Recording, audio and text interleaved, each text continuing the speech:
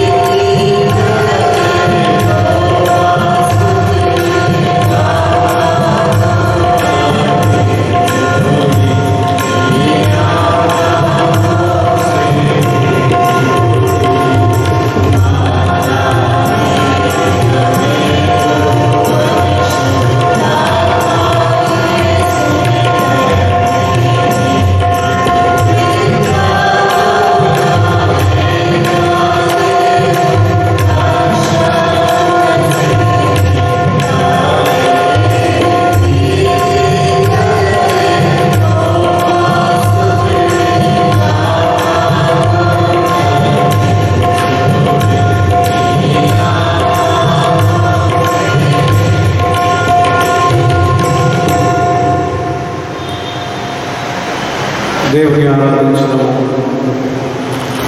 దేవుడు ఆత్మగురుగా ఆయనను ఆరాధించేవారు ఆత్మను సత్యముతో ఆరాధించవారు.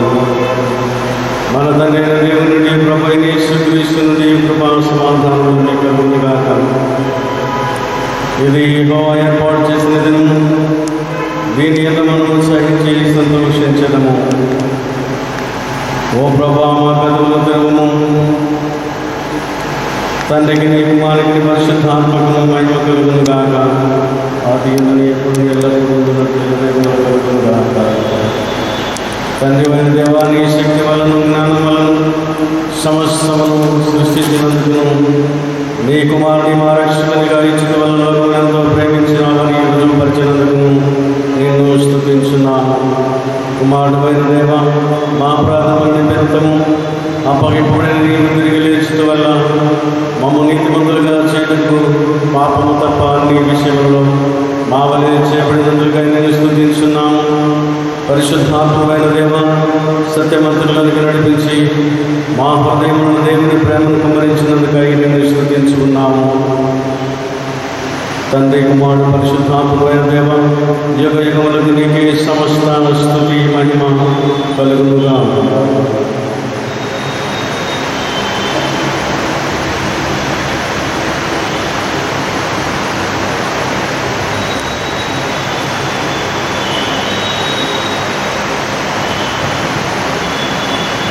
పాపము ఒప్పుకోలు పిలుపు ఆత్మను విందుము.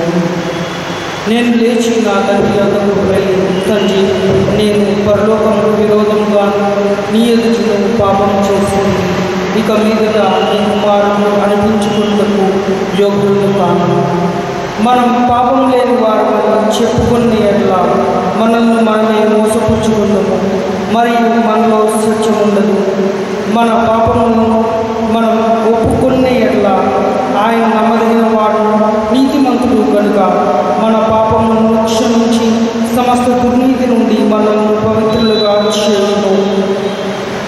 మనమందరం మోకరించి మౌనంగా ఉండి మన పాపములను మనం ఒప్పుకుందాము.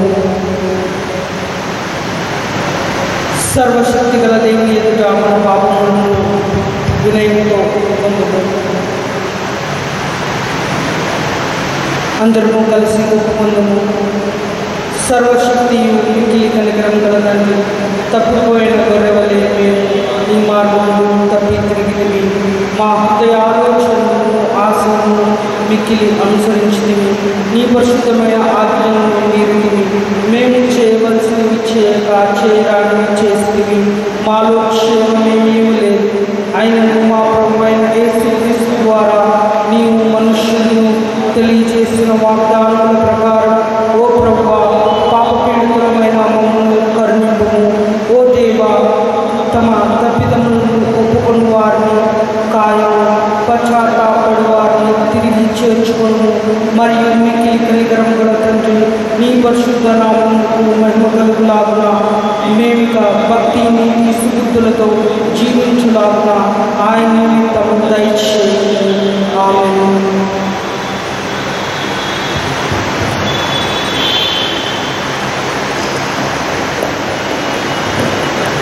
సర్వశక్తి కనికరం గల దేవుడు మన సమస్త పాపములను క్షమించి వాని నుండి మనల్ని విడుదల చేసి మన నడతలను దిద్దుకొనుటకు తగిన సమయమును దయచేసి పరిశుద్ధ ఆత్మ యొక్క కృపయు ఆదరణయు మనకు అనుగ్రహించునుగాక.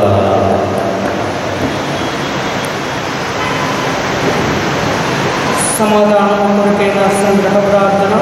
పెంతుకొస్తు తరువాత 9వ ఆదివారం మిషన్ ఆదివారం. ప్రేషితోద్యమం దైవ ప్రేరిత కార్యోన్ముఖత.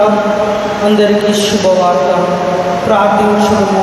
సువార్తల్లోని దేవా, సర్వ సృష్టిని, భూమిని, ఆకాశమును సువార్త ప్రకటించుటకు సృష్టించావు కదా. మా హృదయములో నిరంతరము నీ వాక్యం ఫలింపజేసి బీదలకు న్యాయం తీర్చువారుగాను, ఆకలిగొన్న వారికి ఆహారం పెట్టువారుగాను, చెరలో ఉన్న వారిని విడిపించువారుగాను, గుడ్డివారి కన్నులు తెరుచువారుగాను, పరదేశులను సంరక్షించువారుగాను, విధవరాండ్రులను గౌరవించువారుగాను,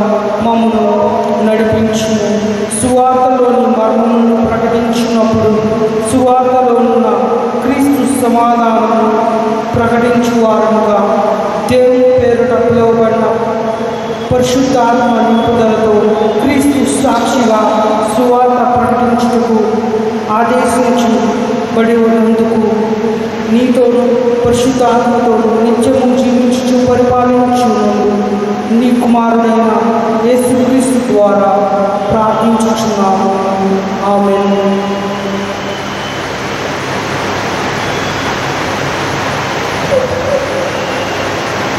మనమందరం లేచి నిల్చుని ఆంధ్ర క్రైస్తవ కీర్తన నుండి 29వ కీర్తనను కలిసి పాడుతాం.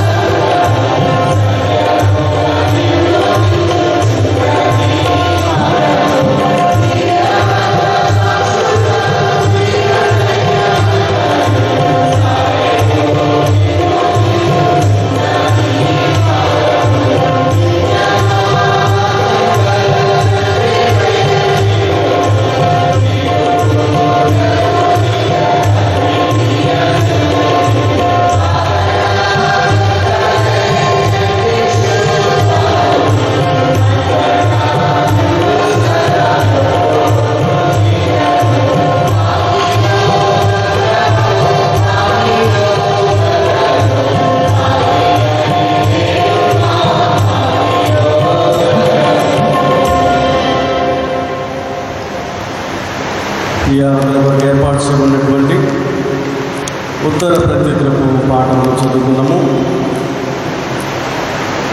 146వ కీర్తన ఉత్తర ప్రత్యుత్తరముగా చదువుకున్నాము.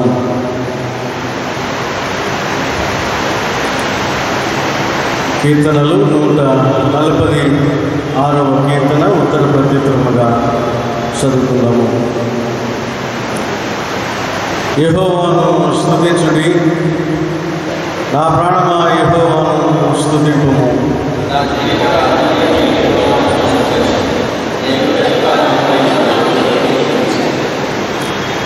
రాజుల చేతనైనను నరుల చేతనైనను రక్షణ కలుగదు, వారిని నమ్ముకొనుడి.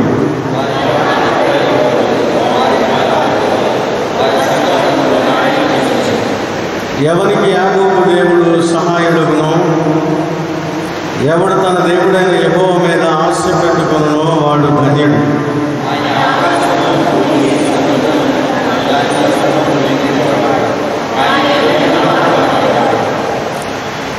బాధపరచబడి వారికి ఆయన న్యాయం తీర్చును, ఆకలి కొనిన వారికి ఆహారము దయచేయును. యెహోవా బాధింపబడిన వారిని విడుదల చేయును.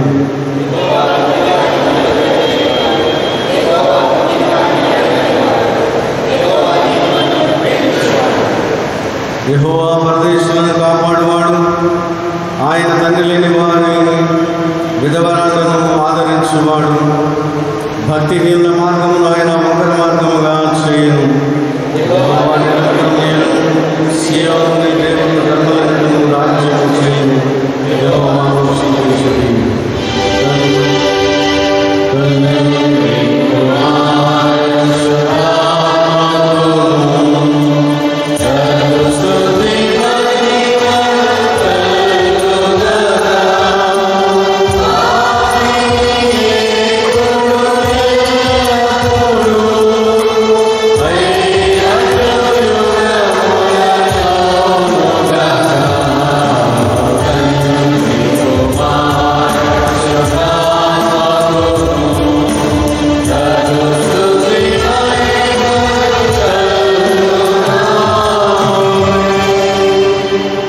దయచేసి కూర్చునండి. ఈ పరిశుద్ధ ఆదివారం ఏర్పాటు చేయబడిన లేఖన భాగంలో విందుము. మొదటిగా పాత నిబంధన గ్రంథం నుండి చదవబడింది. లేఖన భాగం పాత నిబంధన గ్రంథం నుండి చదవబడింది.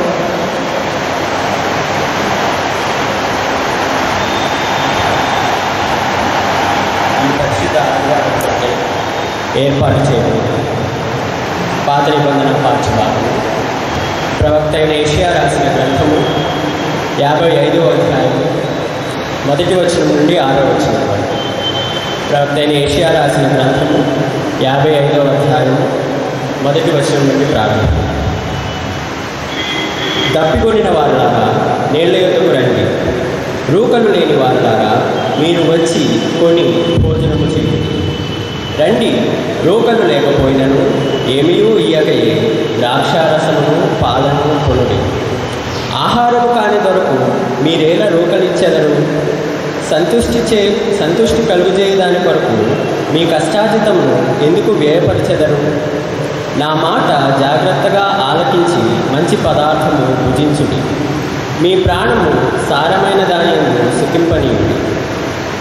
చెవియోగి నా యొద్దకు రండి, మీరు వినిన ఎడల మీరు బ్రతుకుదురు. నేను మీతో నిత్య నిబంధన చేసెదను. దావీదునకు చూపిన శాశ్వత కృపను మీకు చూపుదు. ఇదిగో, జనములకు సాక్షిగా అతని నియమించి తిని, జనములకు రాజుగాను అధిపతిగాను అతని నియమించి తిని. నీవెరుగని జనులను నీవు పిలిచెదవు. నిన్నెరుగని జనులు యెహోవా నిన్ను మహిమపరచగా చూచి, నీ దేవుడైన యెహోవాను బట్టి, ఇశ్రాయేలు పరిశుద్ధ దేవుని బట్టి నీ యొద్దకు పరుగెత్తి వచ్చెదరు. యెహోవా మీకు దొరకు కాలమునందు ఆయనను వెతుకుడి. ఆయన సమీపంలో ఉండగా ఆయనను వేడుకుడి. ఇంతటితో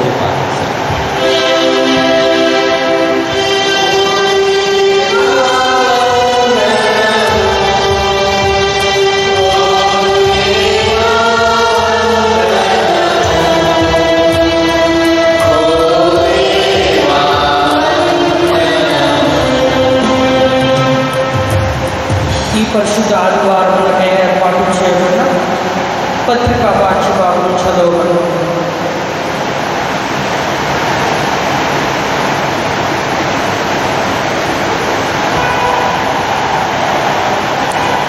నేటి దినములుగా ఏర్పాటు చేయబడిన పత్రిక పాఠము అపోస్తల కార్యములు 10వ అధ్యాయం 34వ వచనం నుంచి 43వ వచనం వరకు ఉన్న దేవుని వాక్యం చదువుతాం. అపోస్తల కార్యములు 10వ అధ్యాయం 34వ వచనం ప్రారంభం. దేవుడు పక్షపాతి కావడని నిజంగా గ్రహించి ఉన్నాడు. ప్రతి జనములోనూ ఆయనకు భయపడి నీతిగా నడుచుకున్న వారిని ఆయన అంగీకరించాడు. యేసుక్రీస్తు అందరికీ ప్రభు. ఆయన ద్వారా దేవుడు సమాధానకరమైన సువార్తను ప్రకటించి ఇశ్రాయేలీయులకు పంపిన వర్తమానం మీరెరుగుదురు.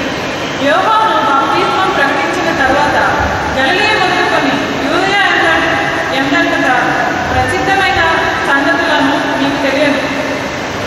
అదేదనగా దేవుడు నజరేయుడైన యేసును పరిశుద్ధాత్మతోనూ శక్తితోనూ అభిషేకించినందుకు దేవుడు ఆయనకు తోడై ఉండను కనుక ఆయన మేలు చేయించు అపవాది చేత పీడింపబడిన వారిని అందరినీ స్వస్థత పరచుచు సంచరించుచుండెను. ఆయన యూదుల దేశమందును యెరూషలేము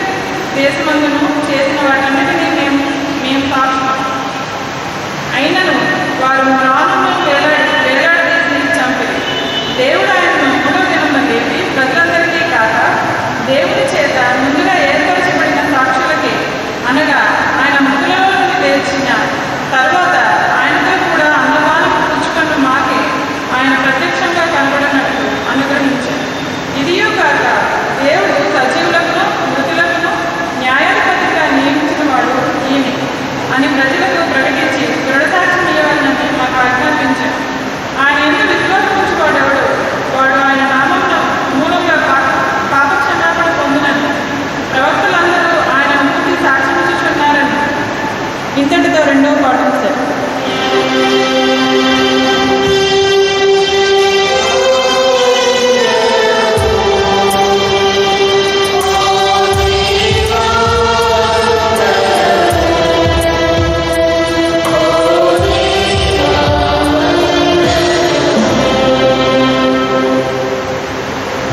లేచి నిలిచి ఉండగా సువార్త పాఠశాల చదవబడింది.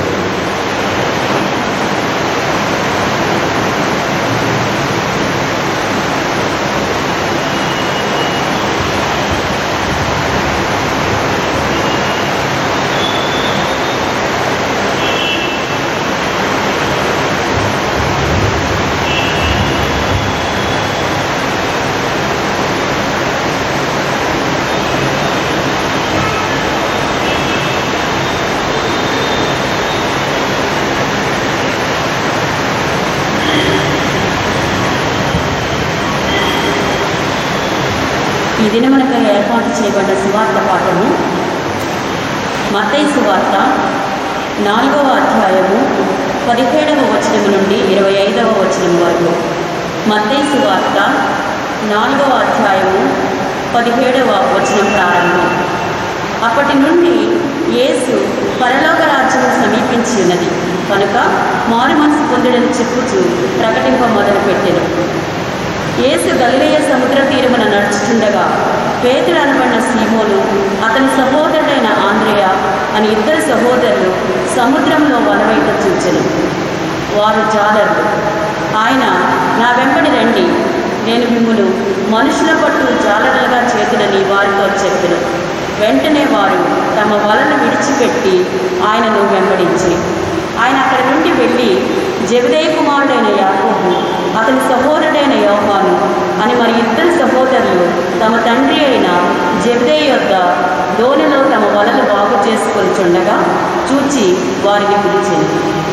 వెంటనే వారు తమ దోణిని తమ తండ్రిని విడిచిపెట్టి ఆయన్ని వెంబడించి యేసు వారి సమాజ మందిరంలో బోధించుచు దేవుని రాజ్యంలో కూర్చున్న సువార్తను ప్రకటించుచు ప్రజలలోని ప్రతి వ్యాధిని రోగమును స్వస్థపరచుచు గలిలయందంతటా సంచరించును.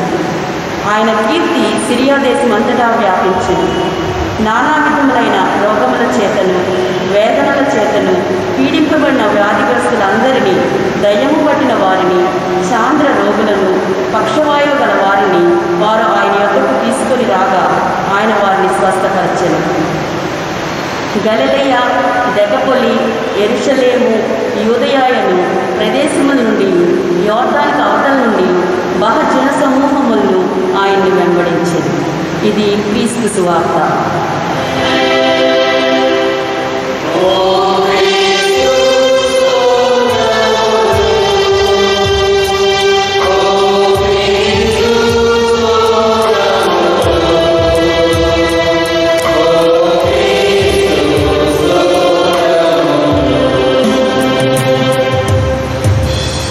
అదేవిధంగా నిలుచుని ఉండి ఆంధ్ర క్రైస్తవ కీర్తన నుండి 285వ సంగీతం కలిసి పాడుతున్నాడు.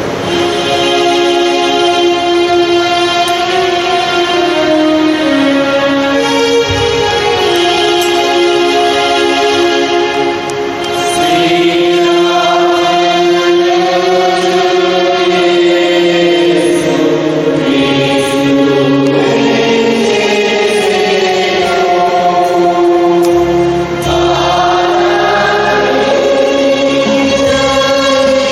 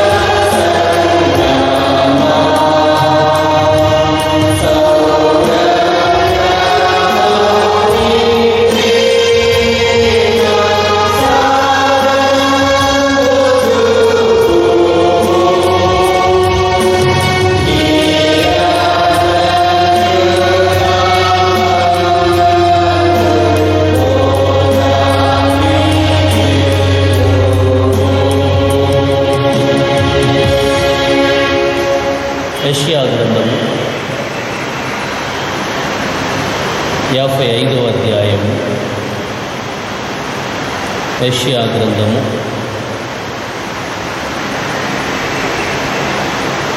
55వ అధ్యాయం 3వ వచనం అందరం కలిసి చదువుదాం. యెషయా గ్రంథము 55వ అధ్యాయం 3వ వచనం. చెవి యొగ్గి నా యొద్దకు రండి, మీరు వినిన ఎడల మీరు బ్రతుకుదురు. నేను మీతో నిత్య నిబంధన చేసేదను, దావీదుకు చూపిన శాశ్వత కృపను మీకు చూపుదును. ప్రార్థన. మహోన్నతుడా, మహాపరిశుద్ధుడా, ప్రియ పరలోకపు తండ్రి, మీ పాదములకు వేలాది స్తోత్రములు నాయన. ఈ ఉదయకాల సమయమందు నీ విడలమైన మేము మిమ్మల్ని స్తుతించుచూ ఉన్నాం, మీ యందు ఆనందించుచూ ఉన్నాం. పరిశుద్ధాత్ముడా, కొద్ది నిమిషములు నీ వాక్యమును ధ్యానించుచూ ఉండగా నాతో మాట్లాడి మహిమ పొందుమని యేసు నామం పేరిట వేడుకొంచున్నాము తండ్రి. ఆమేన్. దయచేసి కూర్చోనండి. ప్రభువైన యేసు క్రీస్తు నామం పేరిట మీ అందరికీ యొక్క ఉదయకాలపు శుభములు తెలియచేయచ్చు ఉన్నాం. ఈ ఆదివారం ప్రాముఖ్యత ముఖ్యముగా అంశమును మనం పరిశీలన చేసినట్లయితే మిషన్స్ అంటే మనకిచ్చినటువంటి అంశం ఏమంటే ప్రేషితోద్యమము, దైవ ప్రేరిత కార్యోన్ముఖత, అందరికీ శుభవార్త. దైవ ప్రేరిత కార్యోన్ముఖత, కార్యం రూపం దాల్చటం, కార్యరూపం దాల్చటం. ఏ విషయమును బట్టి ఈ మాట మాట్లాడుచున్నాడంటే దేవుని యొక్క శుభవార్త విషయంలో కార్యరూపం దాల్చాలి. ఏమిటి దేవుని యొక్క శుభవార్త? మనం జ్ఞాపకం చేసుకున్నట్లయితే యెషయా ప్రవక్త ద్వారా అన్యజనులకు సువార్త అందించే ప్రవచనమే మనం చదువుకున్నటువంటి పాఠ్యభాగం ఈ యెషయా గ్రంథం. దానిలో ఆయన తెలియచేయుచున్నటువంటి ప్రవచనము, తెలియచేయుచున్నటువంటి విధానం మనం పరిశీలన చేసినట్లయితే ఏమని తెలియజేయుచున్నాడు? చెవి యొగ్గి నా యొద్దకు రండి, మీరు వినిన ఎడల మీరు బ్రతుకుదురు. మీరు వినిన ఎడల ఏం జరుగుతుంది అన్నాడంటే దావీదునకు చూపిన శాశ్వత కృప మీకు చూపుతాను. యెషయా ప్రవక్త ద్వారా పలికినటువంటి మాట. ఏమి వినాలి, దేనికి దేవుడు ప్రవక్త ద్వారా ఈ మాట పలికించి ఉన్నాడు అన్నది మనం పరిశీలన చేసినట్లయితే, ఓ మానవుడా, నీవు దేని కొరకు ఆతృత పడుచు ఉన్నావంటే ఆహారం కాని దాని కొరకు నీవు ఆతృత పడుచు ఉన్నావు. పై వచనంలోనే ఉన్నది. 2వ వచనంలో మనం పరిశీలన చేసినట్లయితే ఆహారం కాని దాని కొరకు మీరేలా రోకలిచ్చెదరు? ఆహారం కాని దాని కొరకు మానవుడు ఆతృత పడుచు ఉన్నాడు. యేసుక్రీస్తు ప్రభువారిని శోధకుడు ఒక ప్రశ్నిస్తూ ఉన్నాడు. ఏమంటున్నాడంటే, అయ్యా, ఈ రాళ్లను రొట్టెలుగా చేసుకొని తినయ్యా. అయ్యా, మానవుడు రొట్టె వలననే కాదు, దేవుని నోటు నుండి వచ్చు మాట వలన బ్రతుకుతాడు. అంటే వాక్యంలో ఉన్నటువంటి ఆ గొప్పది, ఆ గొప్పతనం. అందుకే వినండి, వినినట్లయితే మీరు బ్రతికెదరు అని ప్రవక్త ద్వారా దేవుడు చెప్పిస్తున్నాడు. వినినట్లయితే నీవు బ్రతుకుతావు. దావీదు మీద చూపిన శాశ్వత కృప నేను నీ మీద కూడా చూపిస్తాను. అంటే దేవుడు ఎన్నడూ ఎవరిని విడిచిపెట్టడు అన్నది మనం జ్ఞాపకం చేసుకోవాలి. అందుకే మానవునితో తెలియచేయించినాడయ్యా, ఆహారం దాని కొరకు నువ్వు డబ్బెంతో ఖర్చు పెడుతున్నావు, ఆహారం దాని కొరకు నువ్వు ధనాన్ని, సమయాన్ని ఖర్చు పెడుచు ఉన్నావు, ఆహారం కాని దాని కొరకు నీవెంతో వ్యర్థపరచుచూ ఉన్నావు. రెండవది ఏమని తెలియజేయించున్నాడంటే సంతుష్టి కలుగజేయడానికి కొరకు మీ కష్టార్జితమును ఎందుకు వ్యయపరచదవు? నీకు సంతృప్తి ఇవ్వని దాని కొరకు నువ్వెంతగానో ధనం ఖర్చు పెడుతున్నావు. ఎందుకు అట్లా ఖర్చు పెట్టుచూ ఉన్నావు? జీవము గల దేవుడు నిన్ను ఏర్పాటు చేసుకుని ఉన్నాడు. జీవము గల దేవుడు ఈ దినం నిన్ను నన్ను ఆహ్వానించుచూ ఉన్నాడు. నా మాట వినండి అని.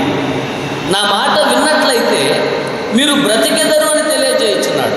మీరు బ్రతుకుచూ ఉన్నారు అంటే బ్రతికేటప్పుడు కూడా మీరు ఏ విధంగా బ్రతుకుతారు అన్నాడంటే, దావీదుకి ఇచ్చినటువంటి ఆధిక్యత, నేను ఎంత గొప్ప ఆధిక్యత దావీదుకి ఇచ్చి ఉన్నానో నేను మీకు కూడా ఇస్తాను.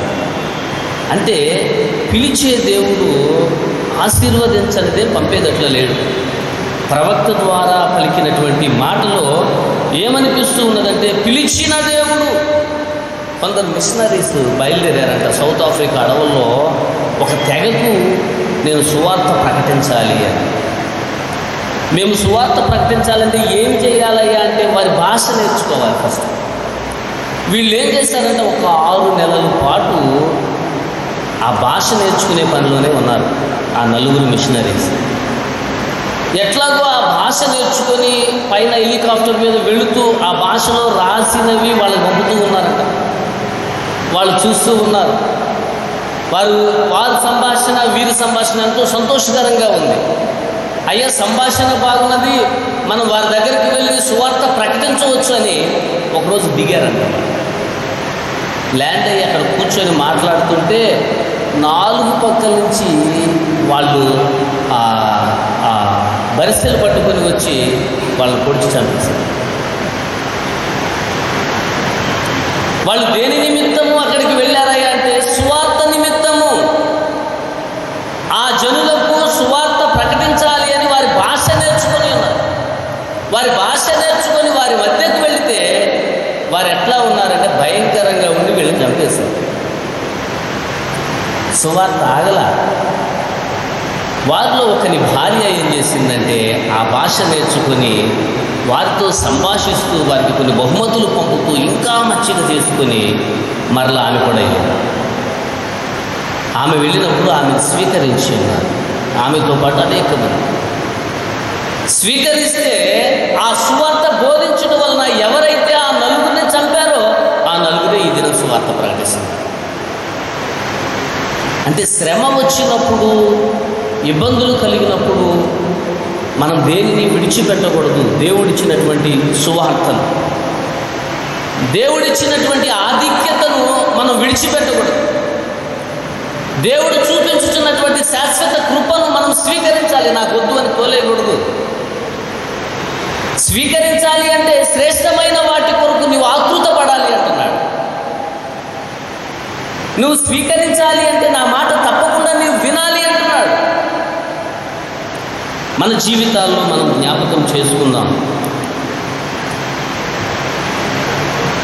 ఏ వాక్యమైతే విన్నామో ఆ వాక్యానుసారముగా నడుస్తూ ప్రేరేపించబడటమే కార్యరూపం దాల్చుతుంది. ఏ వాక్యమైతే విన్నామో ఆ వాక్యమును మనం అంగీకరించడమే. అందుకే మనం చదువుకున్నటువంటి ఈ 4 పాఠ్యభాగాలలో కూడా అన్యజనులకు దేవుడు సువార్త అందించే విధానం రాయబడి ఉంది. ఉత్తర ప్రత్యుత్తర పాఠ్యభాగం కావచ్చు, యెషయా గ్రంథం కావచ్చు, అపోస్తల కార్యముల గ్రంథం కావచ్చు, మత్తయి సువార్త కావచ్చు. ఈ 4 మనం చదువుకున్న ఈ 4 పాఠ్యభాగాలలో మనం ఏమి చూస్తున్నామయ్యా అంటే దేవుని యొక్క సువార్త అందించే విధానం. దానిని అందించినప్పుడు దాన్ని విన్న ప్రజలు ఏ విధంగా స్పందించి ఉన్నారో కూడా మనం జ్ఞాపకం చేసుకోగలుగుతున్నాం. అందుకే యెషయా గ్రంథంలో అన్యజనులకు సువార్త అందించే ప్రవచనాన్ని ఇక్కడ మనం చూస్తూ ఉన్నాం. ఆ ప్రవచనం యొక్క నెరవేర్పే యేసుక్రీస్తు ప్రభువారు శరీరధారిగా ఉన్నప్పుడు మత్తయి సువార్తలో జరిగిన, మనం చదువుకున్నటువంటి సువార్త పాఠ్యభాగంలో జరిగినటువంటి ఆ సంఘటన యెషయా గ్రంథ ప్రవచనము యొక్క నెరవేర్పు. ఆ నెరవేర్పును మనం మత్తయి సువార్తలో మనం చూడగలుగుతున్నాం. ఈ సందర్భమును బట్టే యేసుక్రీస్తు ప్రభువారు ఒక ఉపమానం చెప్పారు. ఏమిటయ్యా అంటే విత్తువాని ఉపమానం. ఈ సందర్భమును బట్టి మనం జ్ఞాపకం చేసుకోవచ్చు ఆ విత్తువాని యొక్క ఉపమానం. ఏమని తెలియజేయచ్చు ఉన్నారంటే, ఆ ఉపమానం యొక్క ఉద్దేశం ఏంటంటే, వాక్యము విని స్పందించిన వారు, స్పందించని వారు. వాక్యము విని స్పందించిన వారు ఏ విధంగా ఉంటున్నారు, స్పందించని వారు ఏ విధముగా ఉంటున్నారు, ఎలా ఉంటున్నారో కూడా తెలియజేయచ్చు ఉన్నాడు. మనం చదువుకున్న పాఠ్యభాగం కావచ్చు, మత్తయి సువార్త 13వ అధ్యాయము 10వ వచనం నుండి 23వ వచనం వరకు, మార్కు సువార్త 4వ అధ్యాయం ఈ యొక్క విత్తువాని ఉపమానం 2వ వచనం నుండి 20వ వచనం వరకు మనం చూడవచ్చు. లూకా సువార్త 8వ అధ్యాయము 4వ వచనం నుండి 15వ వచనం వరకు కూడా మనం చూడవచ్చు.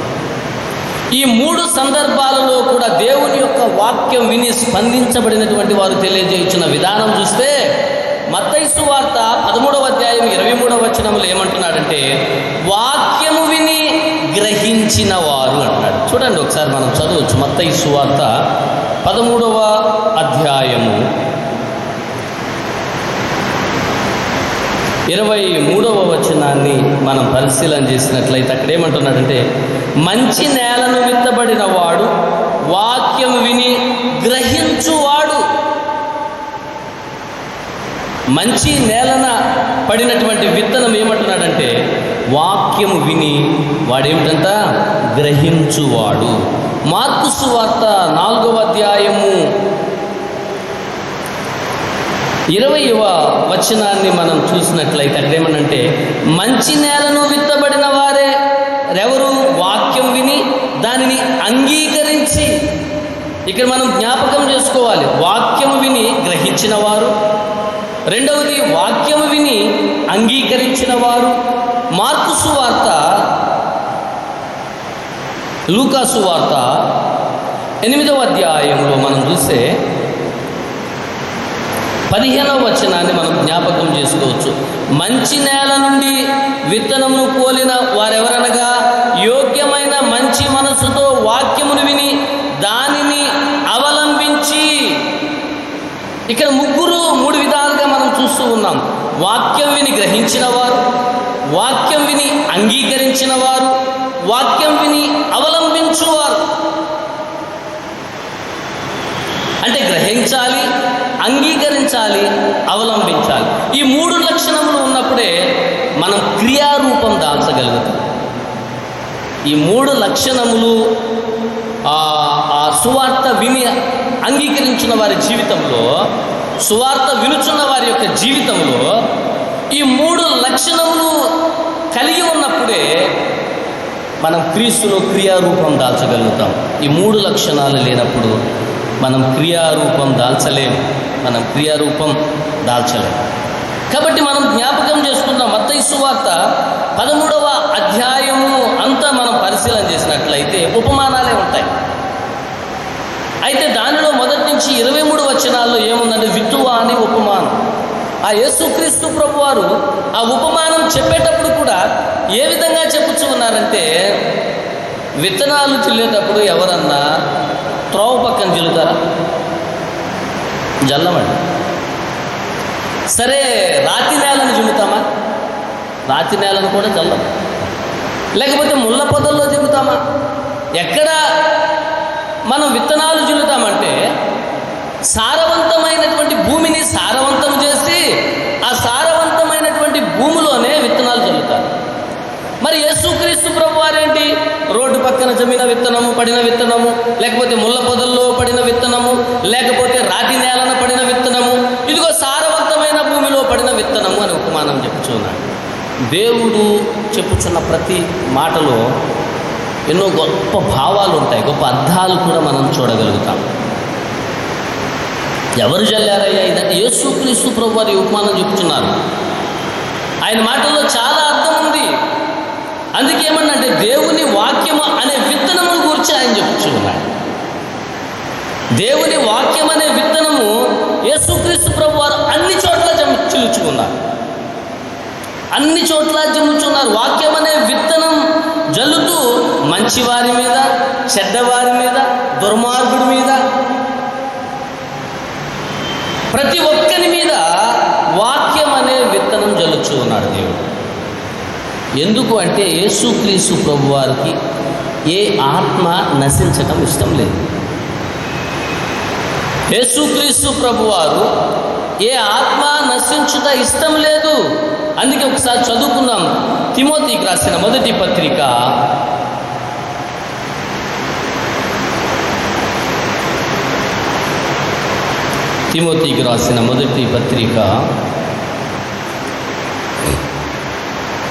2వ అధ్యాయము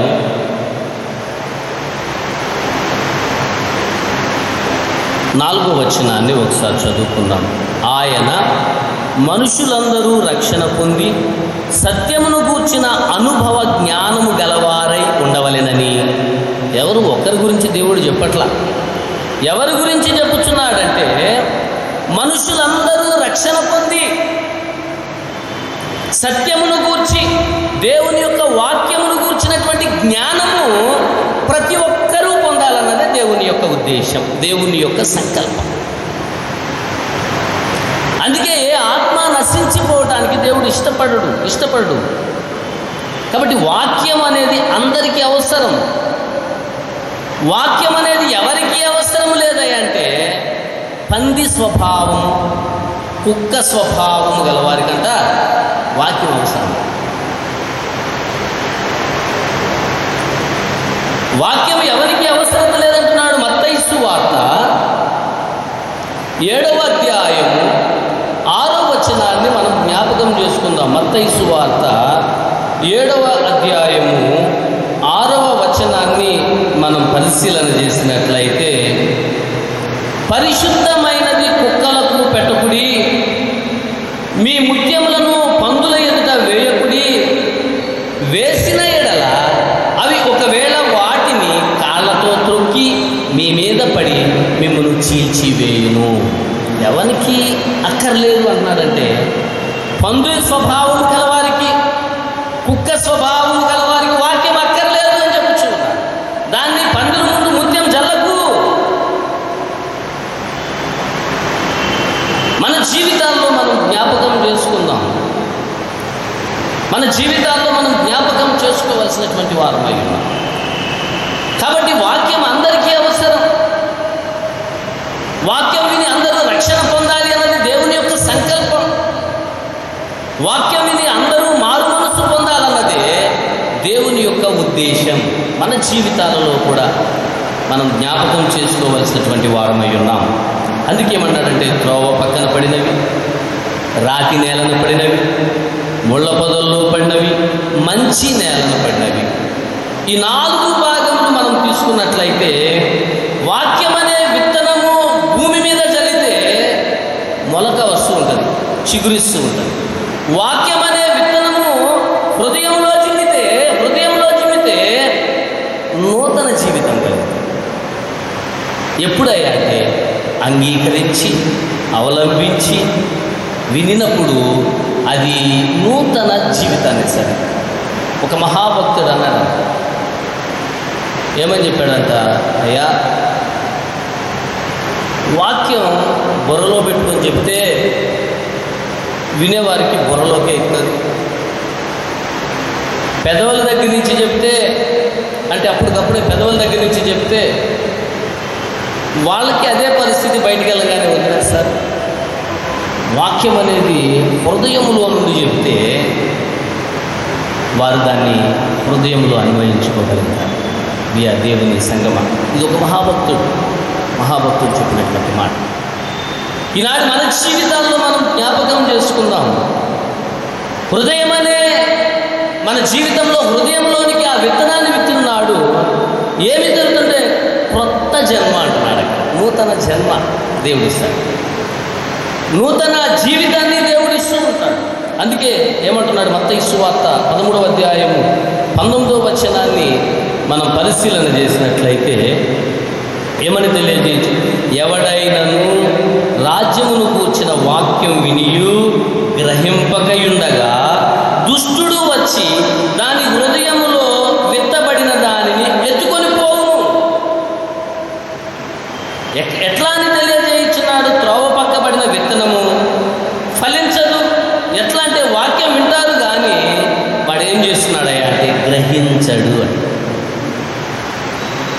వాక్యము వింటాడు కానీ గ్రహించడు అంటే ఆ వాక్యము వానికి ఉపయోగం లేదు. ఆ వాక్యము ఉపయోగం లేనప్పుడు ఏం జరుగుతుంది అంటున్నాడయ్యా అంటే, దుష్టుడు వచ్చి ఆ యొక్క విత్తనమును ఎత్తుకుని. ఎందుకంటే పరిశుద్ధాత్మ వాక్యము ఎంత విత్తాలని చూస్తుందో, దుష్టుడు కూడా ఆ హృదయం నుంచి వాక్యాన్ని ఎత్తుకోవాలని చూస్తాడు. దుష్టుడు కూడా ఆ వాక్యమును పట్టుకొని పోవాలని ఆశపడుచు ఉంటాడు. కాబట్టి మనం జ్ఞాపకం చేసుకోవాల్సింది ఏంటంటే, రాజ్యమును కూర్చున్నటువంటి వాక్యం అంటే పరలోక రాజ్యానికి నడిపించే ఆ వాక్యము నీ జీవితంలో నీకు ఏమివ్వాలి అంటున్నాడు అంటే, నిన్ను విని గ్రహించేవాడుగా ఉండాలంటున్నాడు, విని అంగీకరించేవాడుగా ఉండాలి అంటున్నాడు, విని అవలంబించేవాడుగా ఉండాలి అంటున్నాడు. దుష్టుడు ఎత్తుకుపోయే అంత పరిస్థితి ఉండకూడదు అంటున్నాడు. దుష్టుడు ఆ విత్తనమును పట్టుకుపోయే పరిస్థితి ఉండకూడదు. రెండవదిగా మనం పరిశీలన చేసినట్లయితే ఏమంటున్నాడంటే, రాతి నేలను విత్తబడిన వాడు వాక్యం విని వెంటనే సంతోషంతో దానిని అంగీకరించువాడు అయితే అతనిలో వేరు లేనందున అతడు కొంతకాలం నిలుచును గాని వాక్యం నిమిత్తము శ్రమ అయినను హింస అయినను కలగగానే అభ్యంతరపడును. వాక్యము నిమిత్తము శ్రమ కానీ హింస కానీ. మరి ఆ మిషనరీస్ ఆ సువార్త నిమిత్తమే చచ్చిపోయారు. వాళ్ళు భార్య విడిచిపెట్టలా. నా భర్త ఏ ఉద్దేశంతో దేవుని కొరకు హతసాక్షి అయి ఉన్నాడో, నేను నా బిడ్డలు హతసాక్షులమైన పర్వాలేదు కానీ ఆ సువార్త నేను ఆపను అని తన జీవితాన్ని ముందుకు తీసుకొని పోయింది. ఈనాడు మన జీవితాల్లో కూడా మనం జ్ఞాపకం చేసుకుందాం.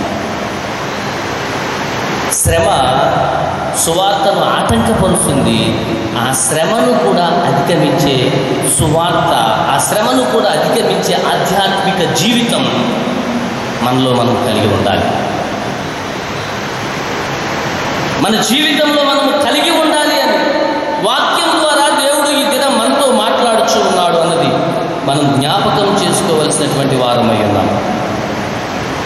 కాబట్టి వాక్యము అనే విత్తనము శ్రమ రానంత కాలం బాగానే ఎదుగుతూ ఉన్నది. వాక్యం అనే విత్తనం మన హృదయంలో నాటినప్పుడు శ్రమ రానంత కాలము అది ఎదుగుతూనే ఉన్నది. ఎప్పుడైతే శ్రమ వచ్చిందో ఏమవుతుంది అంటే, ఆ దుష్టుడు ఆ విత్తనాన్ని పట్టుకుపోతున్నాడు. ఎందుకంటే ఆ దుష్టునికి నీవు అవకాశం ఇస్తావు. ఆ దుష్టునికి నీవు అవకాశం ఇస్తూ ఉన్నావు. మొదటి శతాబ్దంలో సువార్త ప్రకటిస్తూ ఉంటే ప్రకటించే వారిని చంపేస్తున్నారు, ప్రకటించే వారిని చంపేస్తూ ఉన్నారు. ఆ సమయంలో యోహాను కూడా, అంటే యేసు శిష్యుడు యోహాను కూడా సువార్త ప్రకటిస్తూ ఉన్నాడు. వాళ్ళందరూ చూశారు, సువార్త ప్రకటించే వాళ్ళని చంపేస్తుంటే ఇతనేం దేవా భయపడకుండా ఇంకా సువార్త ప్రకటిస్తున్నాడని ఏం చేశారంటే ఆయనకి విషం ఇచ్చాడు. ఆయన విషం ఇస్తే మనం ఏదైనా ఇష్టమైన పానము ఎంత సంతోషకరంగా తాగుతామో ఆ విషం కూడా ఆయన సంతోషకరంగా తాగితే ఆయన చనిపోవాలి.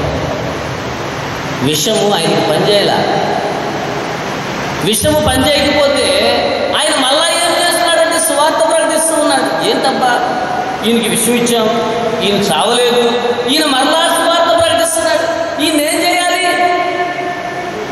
ఇట్లాగా ఈయన పనిని మలమల కాల్చున్నటువంటి నూనెలో పడేసి, నూనెలో పడేసిన ఆయనకి చావు రాలా, మరలా సువార్త ప్రకటిస్తున్నాడు. అంటే ఎంత శ్రమ తన జీవితంలో వస్తున్నదో అంతకన్నా అద్భుతమైనటువంటి సువార్త ప్రకటించడానికి ప్రాధాన్యత ఇస్తూ ఉన్నాడు. అయ్యో నేను విషం తాగి చంపేయడానికి నన్ను చూచారే, భయపడలా. అయ్యో మండుచున్నటువంటి ఆ కాల్చున్నటువంటి ఆ నూనెలో పడవేశారే, అయినా దేవుడు మరణాన్ని ఇవ్వలా ఆయనకి. ఇక వాళ్ళు ఏం చేయాలో అర్థం కాదు. ఇతను ఎక్కడున్నా సువార్త ప్రకటిస్తున్నాడు, అసలు మనుషులు లేని చోట ఈయన పడేయాలి.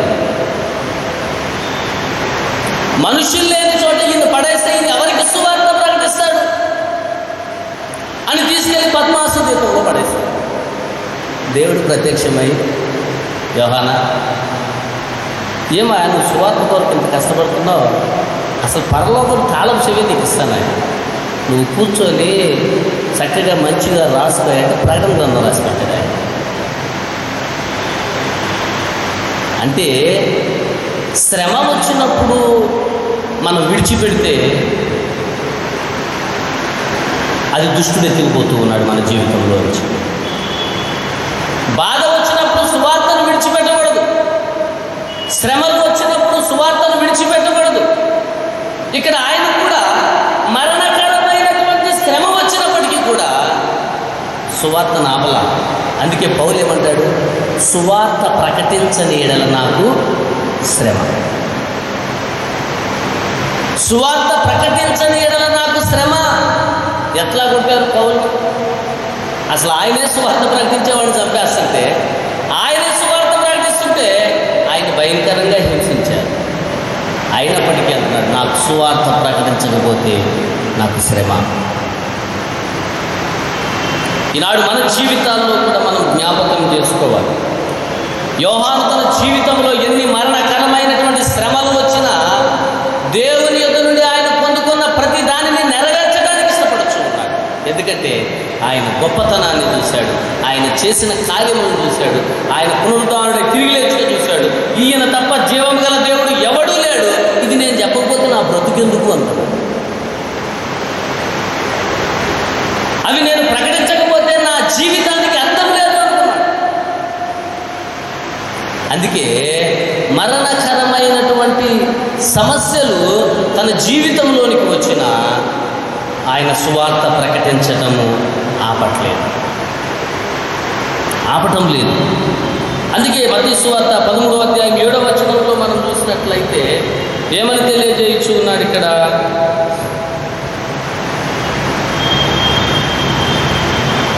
కొన్ని ముళ్ళ పొదల్లో పడెను, ముళ్ళ పొదలు ఎదిగి వాటిని అణచివేసెను.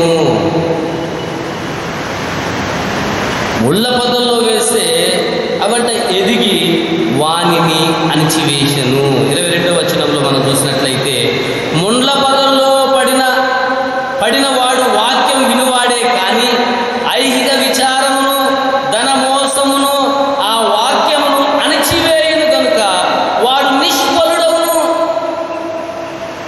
ముళ్ళ పొదల్లో పడింది అంటే ఏమిటి? అసలు దాని అర్థం ఏంటంటే, ముళ్ళ పొద లేకపోతే దాని భావము ఏమని తెలియజేస్తున్నాడంటే, వాని జీవితంలో విత్తబడింది, అయితే వానికి ఏమన్నదంట, ఐహిక విచారమును ధన మోసమును ఆ వాక్యమును అణచివేసాను. ముళ్ళ పొదల్లో పడిన వాని గురించి చెప్పుతున్నటువంటి మాట.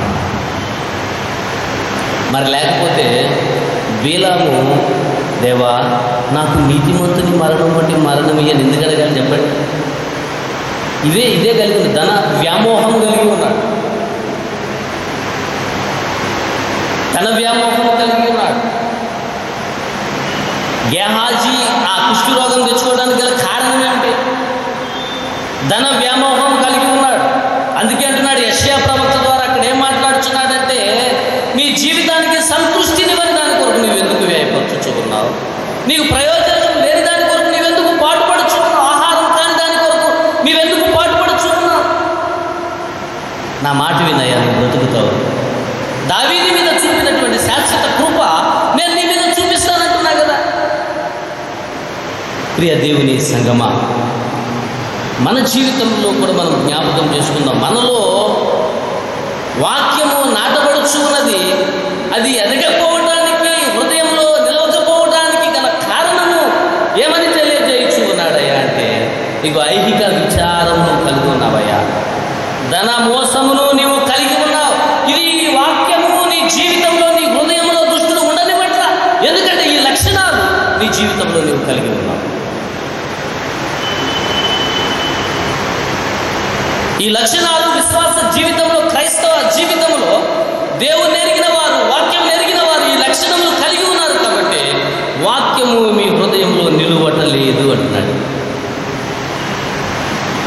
చివరిగా ఏమన్నాడంటే 8, 9 కొన్ని మంచి నేలను పడి ఒకటి 100 ఒకటి 60 ఒకటి 30 ఫలించెను. చెవులు గలవాడు వినుగాక అని చెప్పాడు. యెషయా ప్రవక్త ఏమన్నాడు? నా మాట వినందయా, మీరు బ్రతుకుతారు. యేసుక్రీస్తు ప్రభు వారు ఏమంటున్నారు? వాక్యం అనే విత్తనం హృదయంలో నాటేటప్పుడు నేను ప్రతి ఒక్కరి మీద వాక్యం జల్లుతాను. ఇదిగో విని వదిలేసేవాడు ఒకడున్నాడు, ఐక్య విచారములు కలిగి వాడు వదిలేసేవాడు ఒకడున్నాడు, శ్రమల ద్వారా వదిలేసేవాడు ఒకడున్నాడు.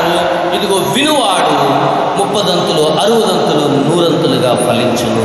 చెవి గలవాడు విని బ్రతకాలి అని దేవుడు వాక్యం ద్వారా ఈ దినం మనతో మాట్లాడుచున్నాడు. దేవుడు వాక్యం ద్వారా ఈ దినం చెవి గలవాడు విని బ్రతకాలి అని మాట్లాడుచున్నాడు. అందుకే ఏమంటున్నాడంటే గ్రహించాలి, గ్రహించాలి, అవలంబించాలి. ఈ 3 లక్షణాలు ఉంటే మనం క్రియారూపం దాల్చగలుగుతాం. ఈ 3లో ఏది కరెక్ట్ అయ్యా అంటే 3 కరెక్టే. ఈ 3లో చెప్తున్నారు ఏది కరెక్ట్ అంటే 3 కరెక్టే. ముందు గ్రహించాలి, గ్రహించిన తర్వాత నువ్వు అంగీకరించాలి, అంగీకరించిన తర్వాత నువ్వు ఆచరణలో పెట్టాలి, అవలంబించాలి.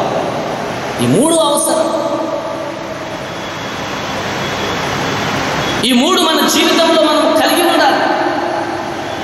ఈ 3 కలిగి ఉన్నప్పుడు ఏమన్నాడంటే అయ్యా దావీదు మీద చూపిన శాశ్వత కృప నీకు కూడా ఇస్తాను.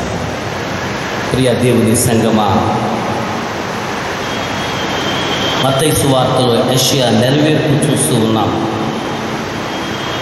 గలిలయ సముద్ర తీరంలో ఉన్న వారంతా ఎవరయ్యా అంటే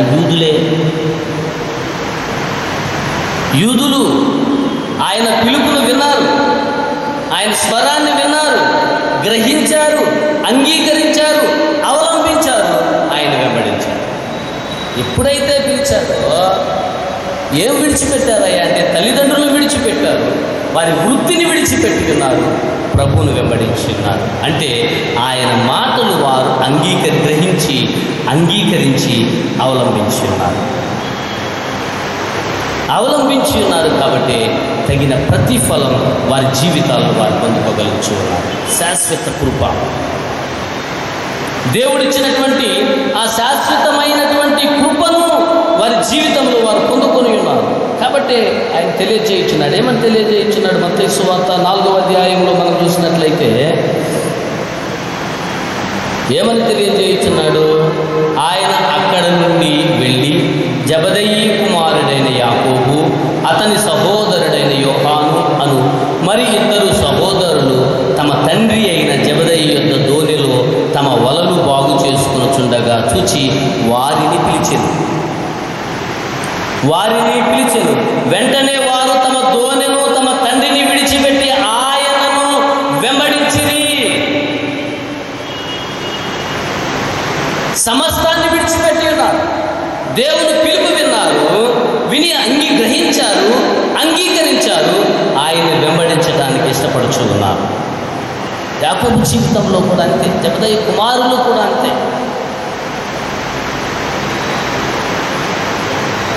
అపోస్తల కార్యముల గ్రంథం మనం చదువుకున్నటువంటి 2వ పాఠ్యభాగంలో మనం చూసినట్లయితే 10వ అధ్యాయంలో అది ఎవరి కాలంలో అంటే కొర్నేలి కాలంలో పేతురు చెప్పుచున్నటువంటి వాక్యం ఎవరికయ్యా అంటే అన్యులకు. అక్కడ క్రీస్తు యూదులకు తెలియజేస్తున్నాడు. వారు క్రీస్తును అంగీకరించి ఉన్నారు, అవలంబించి ఉన్నారు, ఆయన అనుసరించుచూ ఉన్నారు, గ్రహించి ఆయన అనుసరించుచూ ఉన్నారు. ఇక్కడ అన్యులు కూడా ఏమి చేయించు ఉన్నారయ్యా అంటే ఆయన అంగీకరించి అవలంబించడానికి ఇష్టపడుచు ఉన్నారు.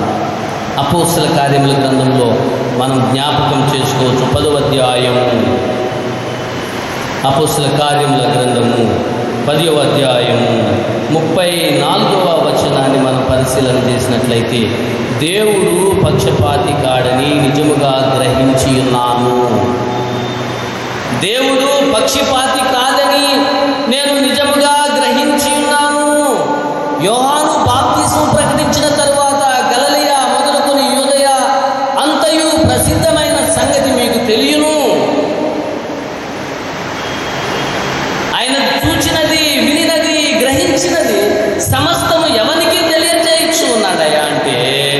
అన్య జనులకు తెలియచేయుచుంటే వారు గ్రహించి అంగీకరించి అవలంబించి ఉన్నారు. అందుకే ఇక్కడ ఒక మాట తెలియజేయుచున్నాడు, యేసుక్రీస్తు నామమందు వారు బాప్తిస్మం పొందవలనని ఆజ్ఞాపించెను. విని అంగీకరించి అవలంబించిన వారు క్రీస్తు నామములో అన్యులు ఏం చేస్తున్నారయ్యా అంటే బాప్తిస్మం పొందుచున్నారు.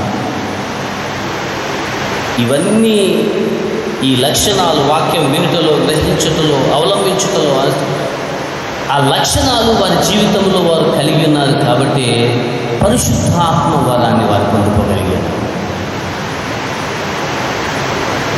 అవన్నీ వారి జీవితంలో వారు అన్వయించుకోగలుగుతున్నారు. కాబట్టి పరిశుద్ధాత్మ వరాన్ని పొందుకోగలుగుతున్నారు.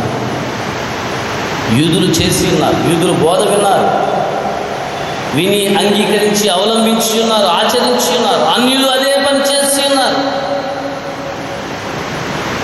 ఈనాడు దేవుడు మనల్ని అడుగుచూ ఉన్నాడు, ఇన్ని సంవత్సరముల నుండి వాక్యం వింటూ ఉన్నావు కదా, గ్రహించి అంగీకరించి అవలంబించగలుగుతున్నావా అని దిన మనల్ని దేవుడు ప్రశ్నించుచూ ఉన్నాడు. అవలంబించిన వారు పరిశుద్ధాత్మ వరాన్ని పొందుకొని ఉన్నారు. ఆ బోధను అంగీకరించిన వారు దేవుని యొక్క ఆత్మతో నింపబడి ఉన్నారు. ఈనాడు ఈ వాక్యము, ఈ బోధ దేవుడు మనకి ఎందుకు ఇచ్చున్నాడంటే, ఇదిగో నీవు చేయగలుగుతున్నావా అని నిన్ను, నన్ను, మనందరినీ దేవుడు అడుగుచూ ఉన్నాడు. దేవుడు అడుగుచూ ఉన్నాడు. విని అంగీకరించని వారు ఎవరయ్యా అంటే పరిసయ్యులు, సోంకరులు, హేరోదు.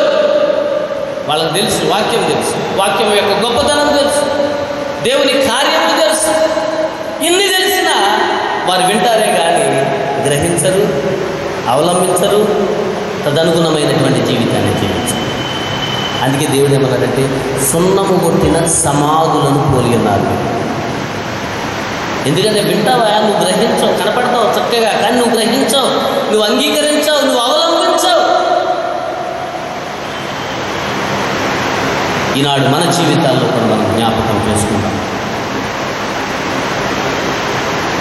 దేవుడు ఆ ఉపమానం దేని కొరకు చెప్పి ఉన్నాడంటే, విత్తనము పరిశుద్ధుడి మీద చెబుతున్నాడు దేవుడు, దుష్టుడి మీద చెబుతూ ఉన్నాడు, దుర్మార్గుడి మీద చెబుతూ ఉన్నాడు. అది ఫలించినప్పుడు అంగీకరించి అవలంబించిన వాడు పరిశుద్ధాత్మ పొందుకోగలుగుతాడు. ఈనాడు దేవుడు అదే అంటున్నాడు, నీవు నేను కూడా ఆత్మను పొందుకోవాలి. నీవు నేను కూడా దేవుని చిత్తానుసారముగా ఆ దావీదుకి ఇచ్చినటువంటి శాశ్వత కృప నీవు నేను పొందుకోవాలి అంటే కార్యరూపం దాల్చాలి మన విశ్వాసం. కార్యరూపం దాల్చిన నాడు ఏమన్నాడంటే, ఇదిగో 100 60 30 నీవు ఆశీర్వదించబడతావు. చెవి గలవాడు వినుగాక. ఆమేన్. ప్రార్థన చేసుకుంటాం. మహోన్నతుడా, మహాపరిశుద్ధుడా, ప్రియ పరలోకపు తండ్రి, నీ పాదములకు వేలాది స్తోత్రములు నాయన. కొద్ది సమయం నీ వాక్యం ద్వారా మాతో మాట్లాడిన గొప్ప దేవా, మా జీవితాలలో నీవు చూపుచున్నటువంటి ఆ కృప మేము నిలబెట్టుకునే వారముగా ఉండాలి తండ్రి. నీవు చూపుచున్నటువంటి ఆ కృపను మేము అంగీకరించే వారముగా ఉండాలి, అవలంబించే వారముగా ఉండాలి, అనుసరించే వారముగా ఉండాలి.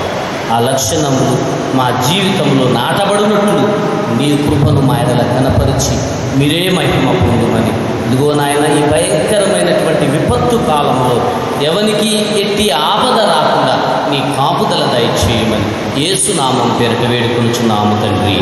ఆమేన్.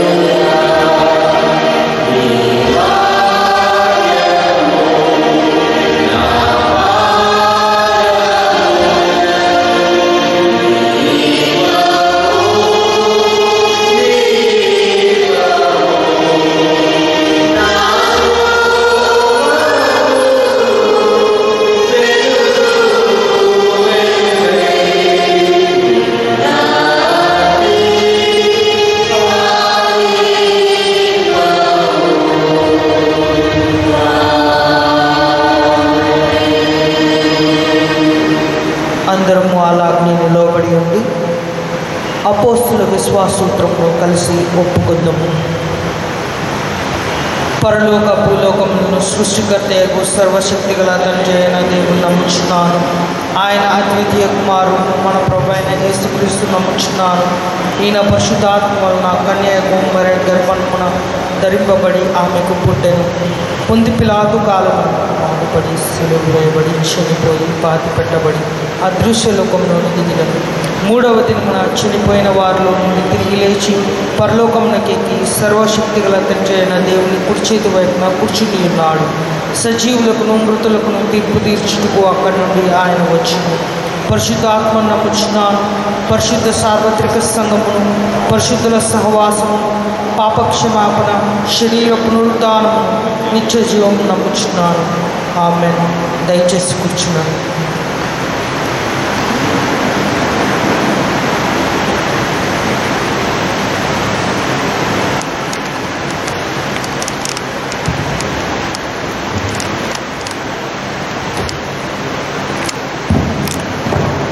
గత వారం ఆలయంలో వచ్చినటువంటి కానుకల యొక్క వివరాలు చదవబడుతున్నాయండి. ప్లేట్ ఆఫరింగ్, ప్లేట్లో వచ్చినటువంటి కానుకలు 21,700 రూపాయలు. ఆలయ నిర్మాణం కొరకు ఇచ్చిన వారి యొక్క వివరములు చదవబడుతున్నవి.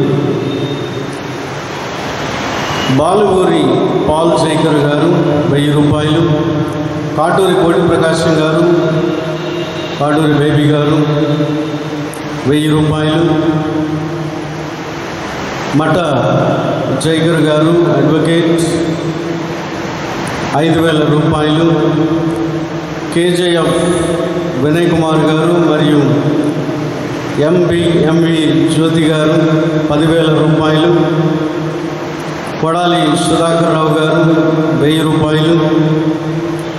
టి హానీ సుశీల గారు 200 రూపాయలు. In memory of late reverend Manne John Samuel Sadhu గారు మరియు సువర్ణబాయి గారు, వారి కుమారులు మన్నే ఏలియా గారు 4,000 రూపాయలు. మొత్తం 22,200 రూపాయలు. ప్రార్థన చేసుకున్నాం. మమ్మల్ని మిక్కిలిగా ప్రేమించిన మా ప్రియ పరలోక తండ్రి యేసు ప్రభువా, మీ ఘనమైన శ్రేష్టమైన నామానికి స్తుతులు స్తోత్రాలు చెల్లిస్తున్నాం తండ్రి.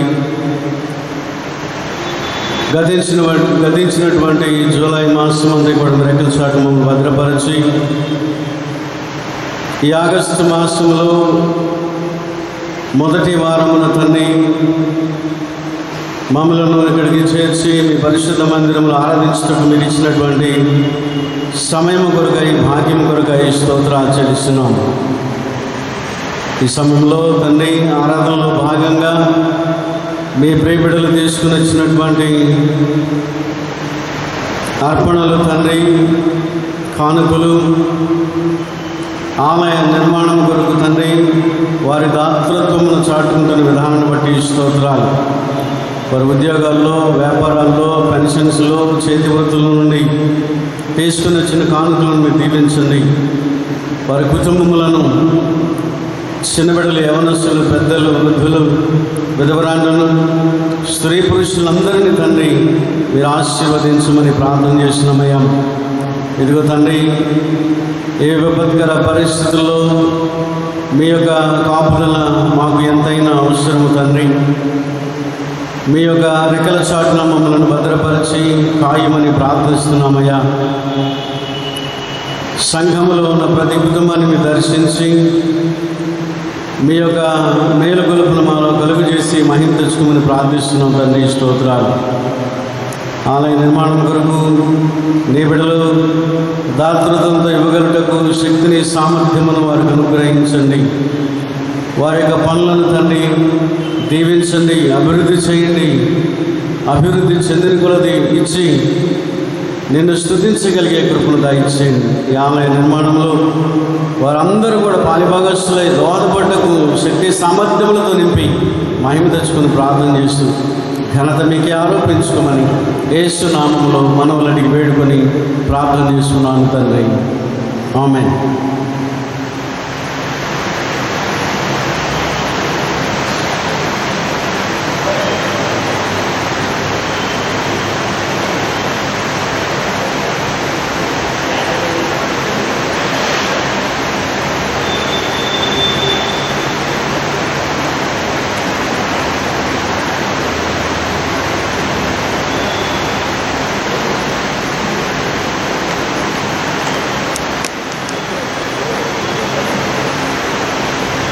వివాహ ప్రకటన Vijayawada deanery, all saints parish, Kankipadu గ్రామ కాపరసుడు Ruth Mary Gold, late John Antony గారి కుమారుడు బ్రహ్మచారి పాగల్పాటి జార్జ్ రాబర్ట్ యొక్కయు,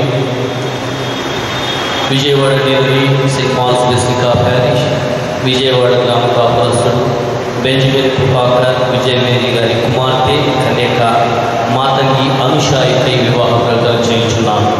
వీరిద్దరూ పరిశుద్ధ వివాహం చేసుకునకూడదని ఏ హేతువైనను న్యాయమైన ఆటంకమైన మీలో ఎవరైనా తెలుసుకున్న ఎడల దానిని వెల్లడి చేయవలెను. ఇది మొదటి ప్రకటన.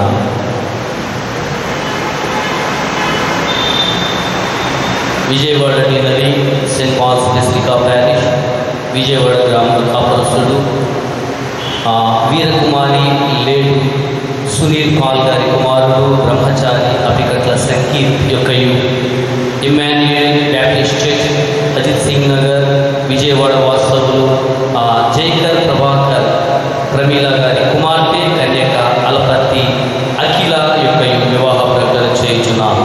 వీరిద్దరూ పరిశుద్ధ వివాహం చేసుకోకూడదని ఏ హేతువైనను న్యాయమైన ఆటంకమైన మీలో ఎవరైనా తెలుసుకునే ఎడల దానిని వెల్లడి చేయవలెను.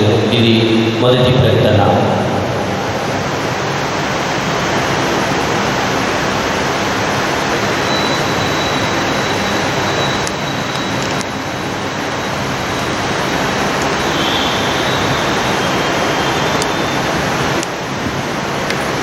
మనమందరం లేచి నిలిచి ఆంధ్ర క్రైస్తవ కీర్తన నుండి 451వ కీర్తన పాడుచుండగా కానుకలు పడతాయి.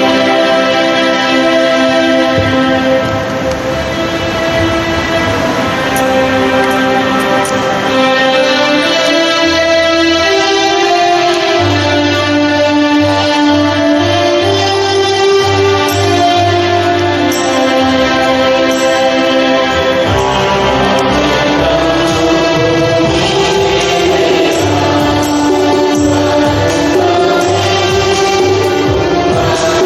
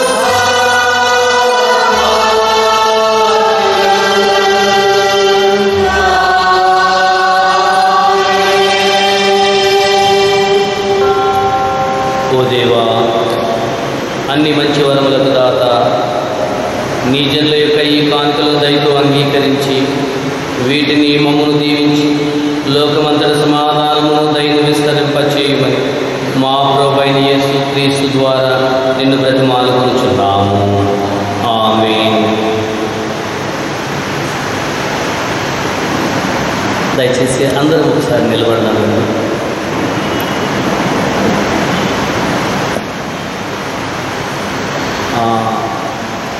రెవరెండ్ బీజేజే సుందరరావయ్య గారి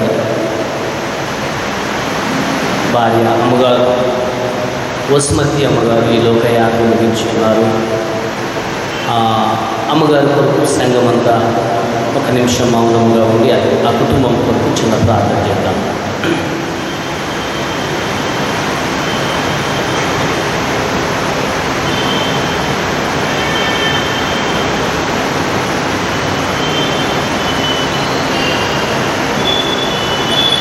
మహోన్నతుడ, మహాపరిశుద్ధుడ, ప్రియ పరలోకపు తండ్రి, మీ పాదములకు వేలాది స్తోత్రములు నాయన.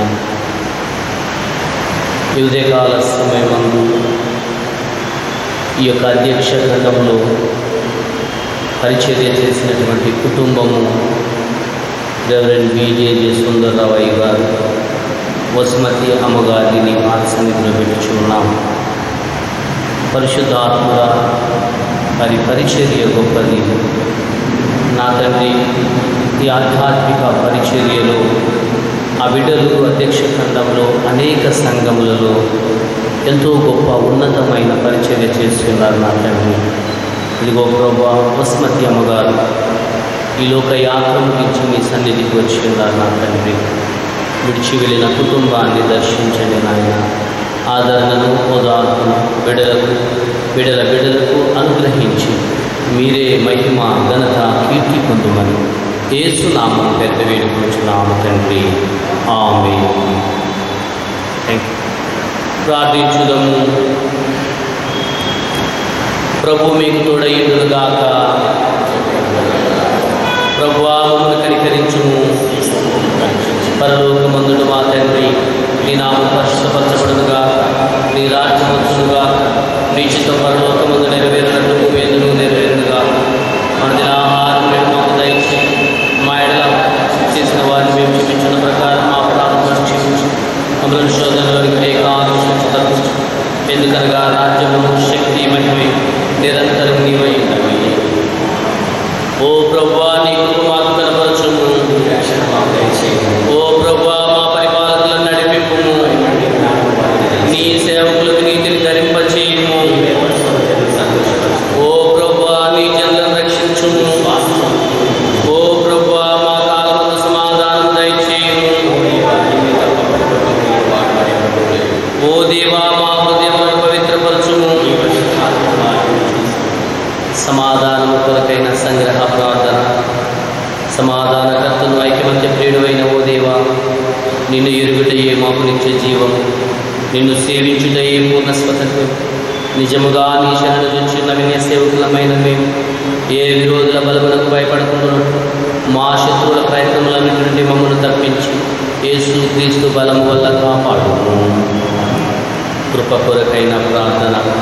ఓ ప్రభువా, మా పరలోకపు తండ్రి, ఈ దినారం వరకు క్షేమముగా తెచ్చిన సర్వశక్తి గల నిత్యుడు దేవా, నేడు నీ మహాశక్తి చేత మమ్మను కాపాడి మేము ఏ పాపములో పడకుండాను, ఏ విధమైన ఉపద్రవంలో చిక్కుకొనకుండాను, నీ దృష్టికి యుక్తమైనది ఎల్లప్పుడూ చేయరావు. మా పనులన్నీ నీ పరిపాలన చేత జరగబడినట్టు మా ప్రభువైన యేసు క్రీస్తు ద్వారా దయచేయుము.